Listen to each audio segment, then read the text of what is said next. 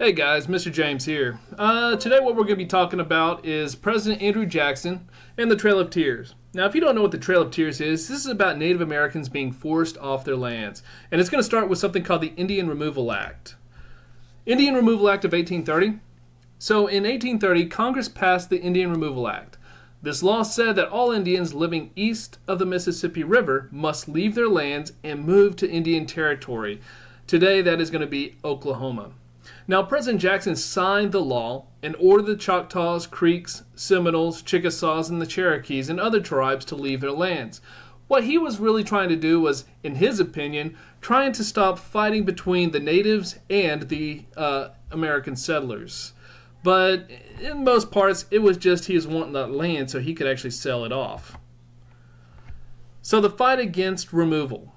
Many of the tribes fought against removal. The Seminoles of Florida, with the help of runaway slaves, struggled to keep their land. And that's a picture of it right there. That's the Seminole War that happened in Florida. Many of the Seminoles were either killed or forced to leave their homes. So the Cherokee Nation started off pretty big, but then it got a little bit smaller. The 15,000 Cherokees made up one of the richest tribes in the U.S. Many Cherokees owned small farms, and a few even had large plantations where Africans were enslaved. They were probably the ones that probably caught the most to become like white settlers.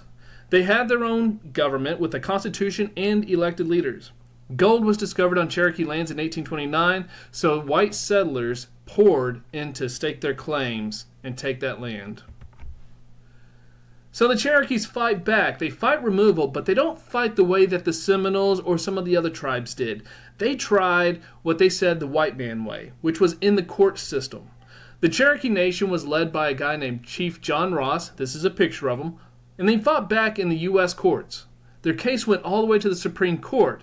Now, when it was the Cherokees versus Georgia, they didn't get far.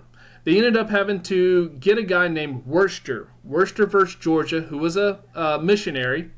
And what happened was that this missionary sued Georgia for the right for the Cherokees to stay on their land. So in 1832, Chief Justice John Marshall, we talked about this guy before, ruled that the U.S. should protect the Cherokees and their lands in Georgia.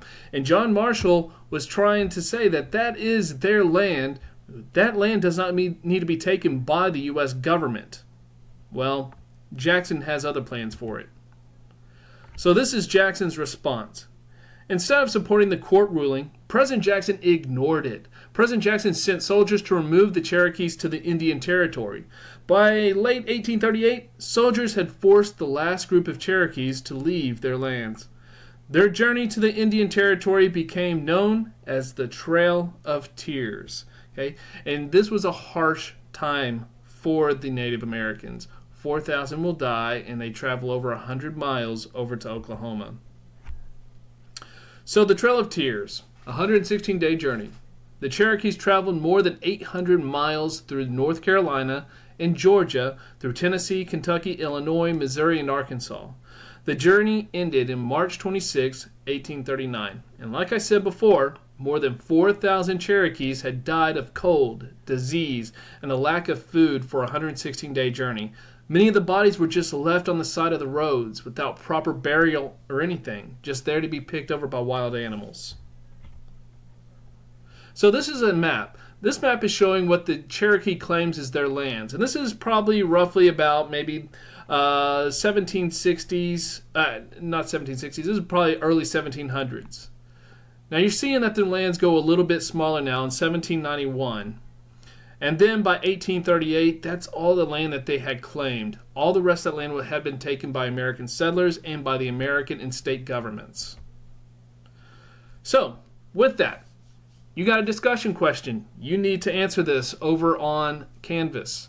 How did the Indian Removal Act affect Indian tribes in North America?